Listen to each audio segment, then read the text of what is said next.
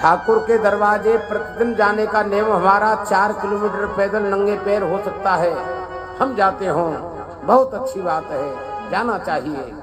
लेकिन उससे पहले की एक बात मैं आपको बताऊं, जो घर में ठाकुर द्वारी है, जो ठाकुर जी घर में विराजे हैं, उनकी सेवा स्वयं करने का स्वभाव बनाओ। जब हमारे ये हाथ स्वयं से ठाकुर की सेवा करेंगे तभी जीवन में आनंद आएगा। पराधीन सपने हो सुख।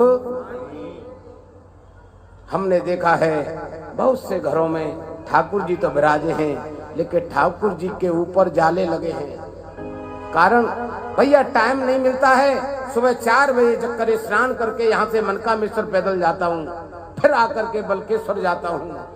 जाना चाहिए भैया, बहुत अच्छी बात है, आपका नियम बहुत श्रेष्ठ है, लेकिन पहले घर से शुरू करो।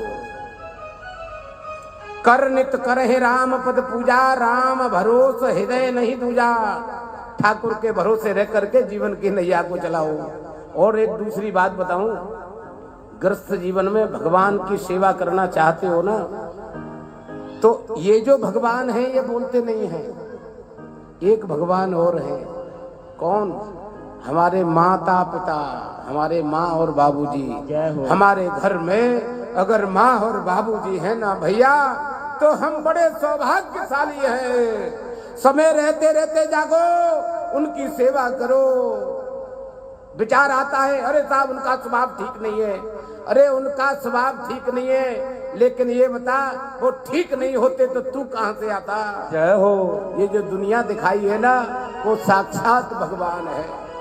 मेरी सबसे करबद्ध प्रार्थना है, घर में बड़े हो, बुजुर्ग हो, माँ हो, बाबूजी हो, अरे भैया उनकी सेवा करो। सेवा चरण दबाने वाली नहीं है। सेवा क्या है जानते हो? हम उनके पास बैठे और उनके द्वारा बताया गया सन्मार्ग अपने जीवन में उतारें।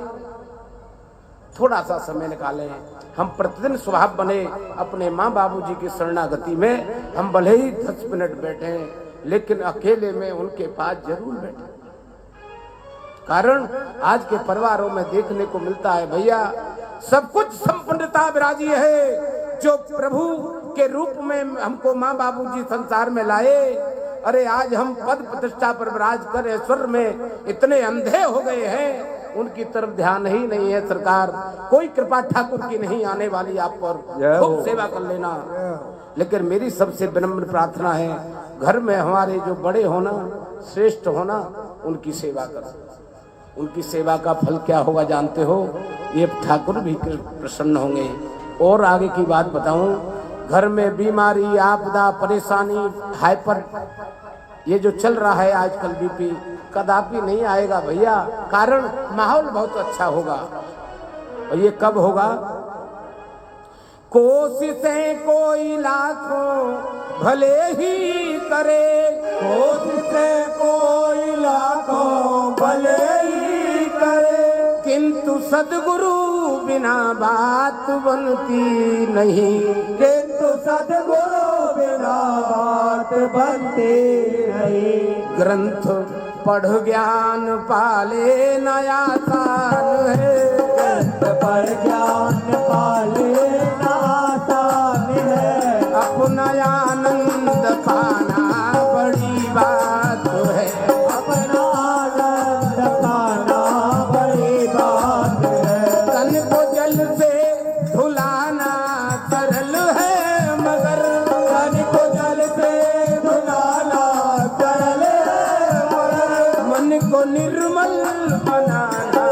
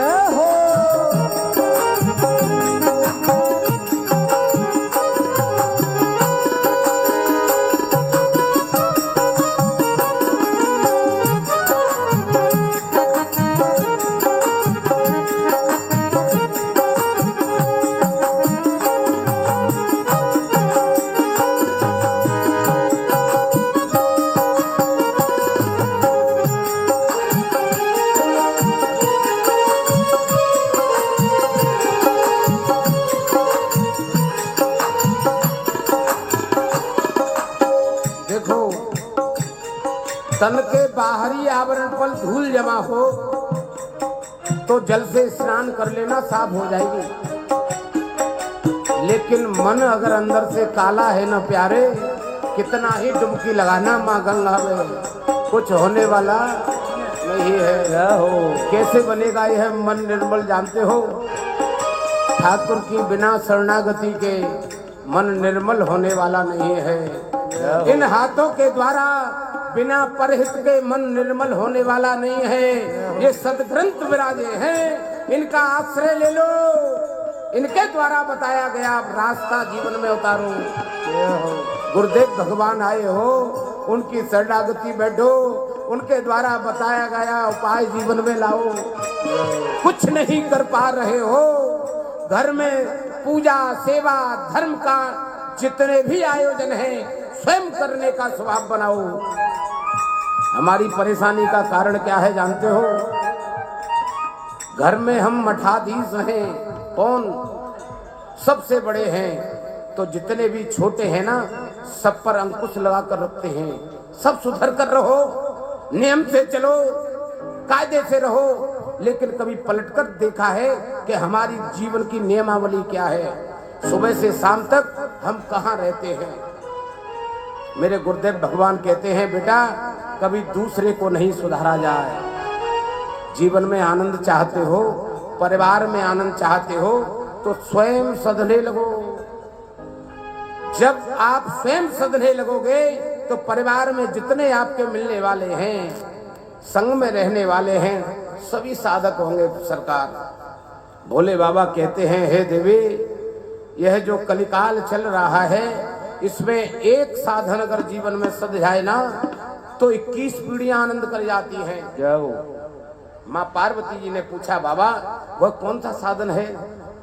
तो भोले बाबा कहते हैं, हे देवी, सो कुल धन्य उमा सुन जगत पूज्य सुपुनीत, श्री रघुवीर परायण जेहि नर उपज विनीत। हे देवी, वो कुल पूजने के योग्य है कौन सा? जिस कुल में प्रभु के नाम को लेने वाला पैदा हो, उत्पन्न हो। और इतना नहीं देवी, जिस परिवार में प्रभु के नाम को लेने वाला पैदा होता है ना भैया,